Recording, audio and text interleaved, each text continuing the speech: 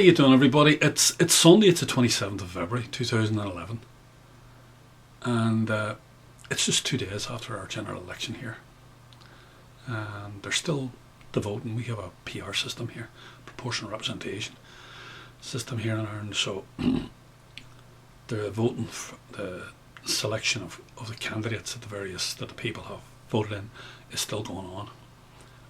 The bulk of it's over. It's just the final few seats have to be worked out, but extraordinary bit of business.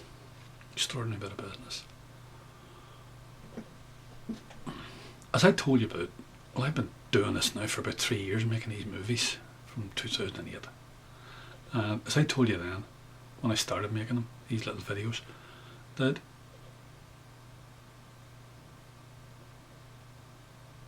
serious economic crisis produce in their wake serious political crises. Generally, that's the way it works out. Generally, not the other way about. And up until about 6 months ago, here in Ireland, all we were doing was talking about the problems we had. Didn't really affect the man in the street. Didn't affect his the amount of income that he had or anything like that. And then all of a sudden, the IMF arrived and the EU arrived, our mandarins from the EU arrived, and it did affect everybody, all of a sudden, overnight. And they introduced the first of, a short time ago, they introduced a serious austerity budget. And the whole thing is, it stops becoming an economic talking point and it becomes economic reality. And out of that, a deep political crisis by Irish standards arrived, and we had to have an election. And now the people have spoken. And what we've arrived at, as I told you, the people basically have castrated Fianna Fáil. The people basically have cut the testicles off Fianna Fáil, the ruling party. They've been reduced, their number of their TDs, their political representatives, in Dáil Éireann and in our parliament buildings have been reduced effectively by 2/3. So they've got about 1/3 left now of what they had a few weeks back. Okay?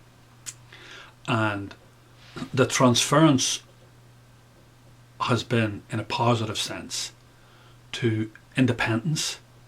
There's quite a large number of independents now, and Sinn Féin have gained a lot out of it. The so-called revolutionary left-wing party, the Republican Party, they've gained a lot out of it.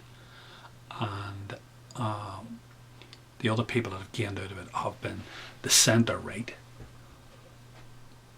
Fine Gael party. They've gained a lot out of it. And the other party that have gained out of it have been the Labour Party. So what has happened is, thank goodness, for the first time, you see, up until about 6 months ago, it was all talk in Ireland, right? But nothing really had happened in NSA. The IMF arrived, EU bodies arrived, and reality dawned. It was no longer talking, it was reality. It's pay-up time. And the austerity was introduced, and it began to bite in ordinary people's pockets. And what happens as a result of all that is class, people's, when I talk about class, I'm talking about economic class. I'm not talking about social class. I'm talking about economic class. Those who have power and wealth and those who don't. That becomes very obvious. Okay? So that's the first thing. So for the first time in the history of Ireland, from we become an independent state, 1922, up until now, essentially, now I know there's slight overtones where it didn't happen at all, but essentially what has happened is people have begun to vote in an economic order, in an economic sense. And that's to be welcomed. That is to be seriously welcomed. Because that's how rational people should think. What that man who's going to represent me, what class interest does he represent? Does he represent the rich, the wealthy, the powerful? They're not going to vote for him. If you're a mouse, you're not going to vote for the cats, are you? Unless you're mad. Of course, there's lots of mad people in Ireland, but it doesn't matter.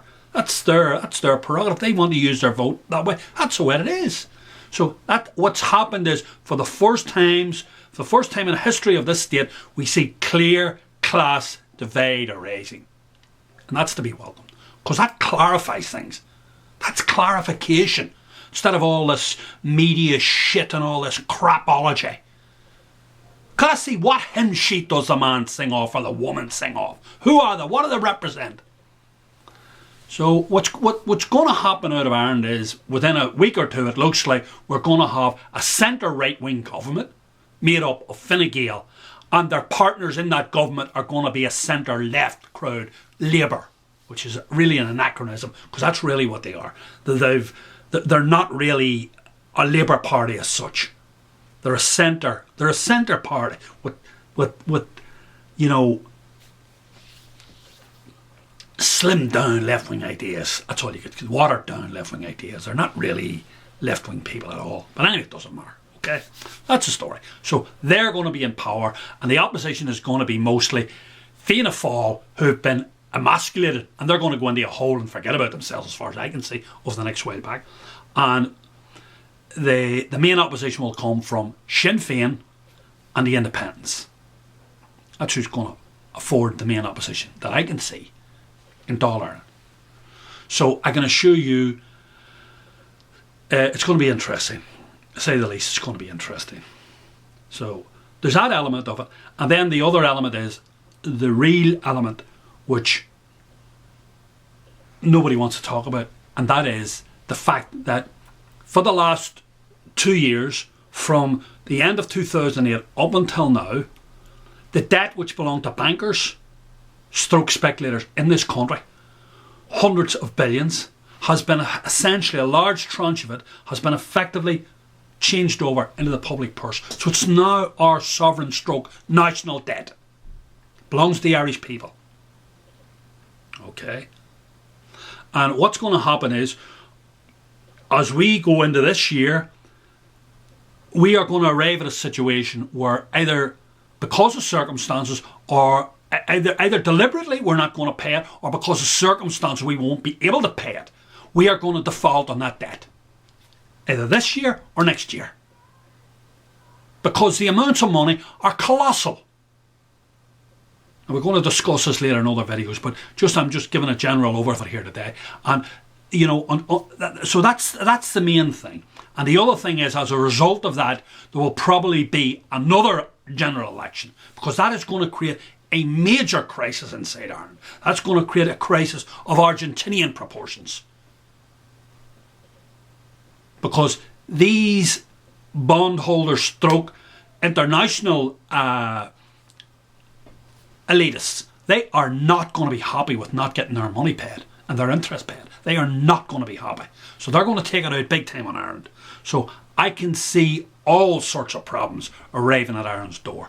So I think what's going to happen is, over the next year and a half, I think there's going to be a lot of contention within our parliament on a daily basis. I think there's going to be a lot of vocal opposition. I think it's not going to be a quiet little parliament like we saw before. I think there's going to be lots of agitation going on. I think there's going to be a big crisis over the wherewithal, either, as I say, on a deliberate level or an accidental level, to pay this back. So there's going to be, one way or another, some sort of default on the repayment of this loan, because the one thing that has to be said, and has to be reiterated time and time again, and I have said it, but I don't hear many other people saying it. And for the love of me, I find it extraordinary.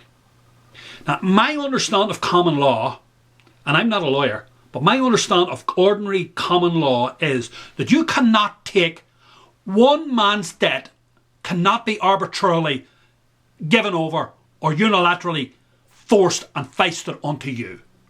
It's just like going down the street, a man attacks you, you defend yourself. That's part of common law. These are God-given laws. These are rights, inalienable rights, nothing to do with constitutions, nothing to do with the law, nothing to do with anything. These are fundamental issues. No one can take someone else's debt and force you to pay it.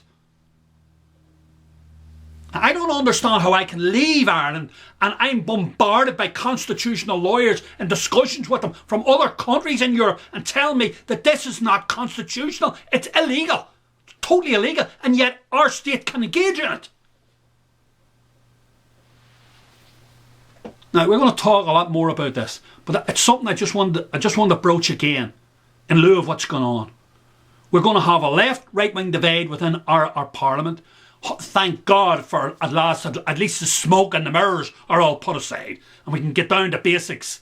We can get down to who has the money and who doesn't have the money, and how the people who had the money and have the money, their debt has been transferred to the people who don't have the money, as it's always the way. So thank God we're down to the basic fundamental issues where you have elitists and middle class and working class people, and we're talking about real politics instead of all this fucking gobbledygook that we've had for years and years and years in Ireland. All this religious pseudo shit we've had stuffed down our throats, and we're all the same and everybody's the same and we're all in this boat together. We are in my arse all in this boat together. Yeah, the fucking punters are in this boat and fucking it's sinking fast. So don't forget what I told you. Over the next 18 months, we're going to have a new parliament. How it'll function, is an irrelevant thing. We are heading into a deep crisis, a deep period of crisis. We're going to default either unilaterally, either we decide to do it ourselves, or accidentally it'll be forced upon us. And out of that will come another election. But in the interim will be the question that I posed, and no one seems to want to address. Who give our ministers the right to do what they have been doing? Under what legislation? Under what constitution? Under what laws can this be done? Listen, we talk more.